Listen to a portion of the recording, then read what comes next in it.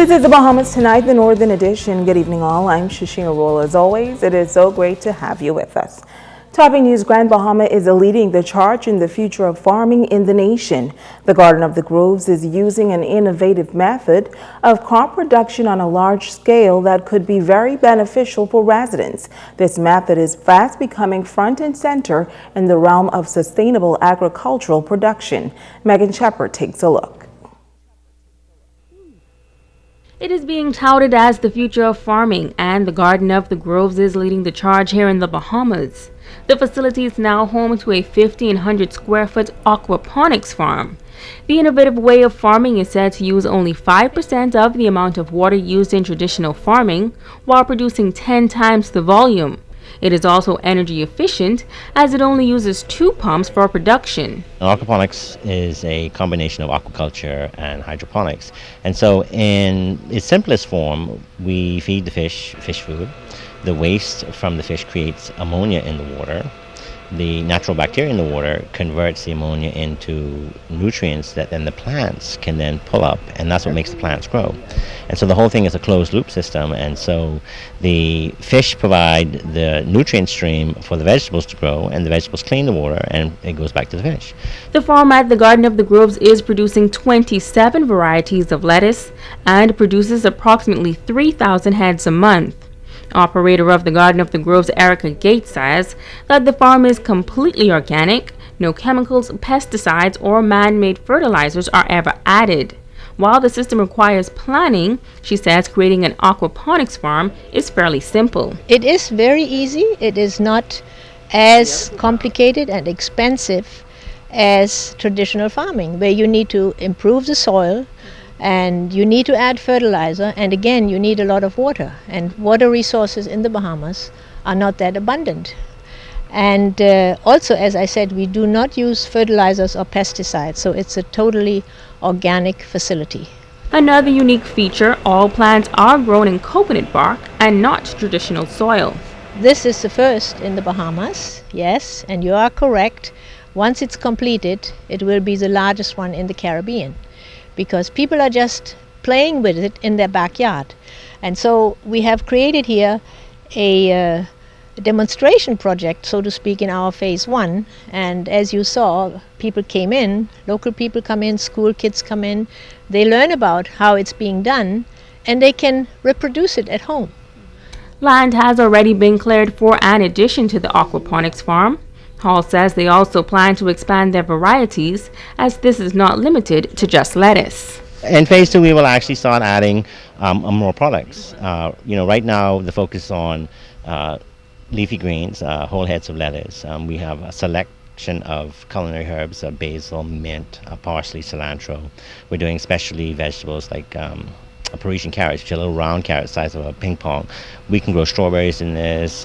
We got watermelons going. We got cherry tomatoes going. So yeah, we'll actually have a broader range of products once we get additional space. The farm has already cut its first batch of lettuce for a local high-end restaurant, but come next week, Gates is inviting the public to come out to purchase the all-organic lettuce.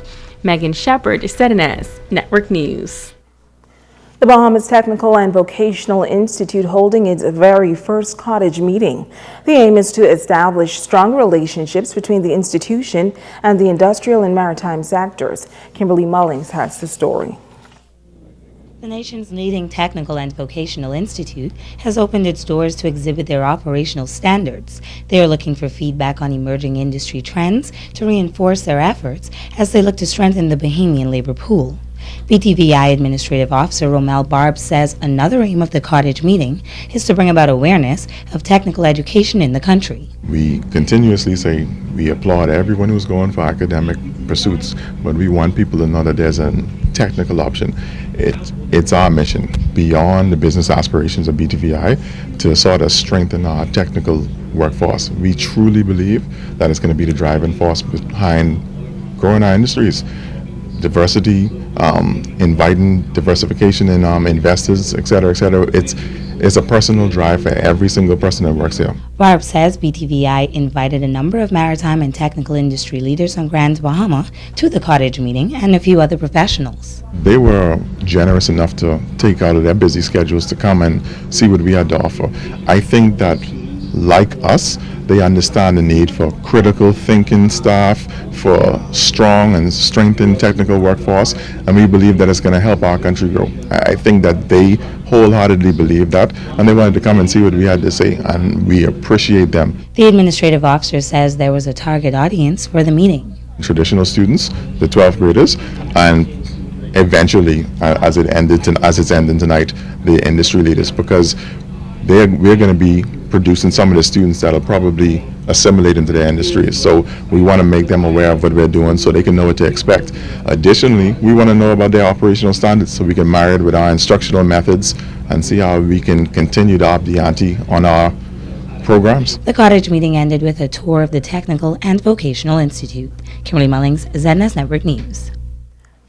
The YMCA getting some help thanks to 11th grade students of Mary Star of the Sea Academy. Executive Director of the YMCA, Karen Pender Johnson, says it's great to see young Grand Bahamians giving of their time at the community center. This is not the first time that we've been blessed with the students coming on board and assisting us. You know, it's so nice to always have our very own come and contribute to the YMCA. You know, we have a lot of universities and colleges coming down, and we do appreciate that. But when we have schools locally come and support their YMCA, it's much more special for us. So we're very thankful, and I'd like to thank Ms. Richie Green along with Ms. Ainsley Hepburn for seeing the need for the YMCA to be a part of their Spirit Week. And we're just very excited and very, very thankful. Well, the visit came during Catholic Schools Week. The students say while it is good to have fun during the celebration, they realize that it is also important to give back. Well, I believe and the school believe that we should always keep our environment clean because there are future generations that are coming behind us and we have to keep it looking how it should look for them. Today we had a pajama day and now we're here helping, and then we're gonna have a anything-a-thon, a walk-a-thon, a bike-a-thon, and then we have our in-school fun activities like participating in like dances and stuff. It's like a fundraiser type thing, just having fun because it's Catholic Schools Week. Stay with us, there's more news right after this.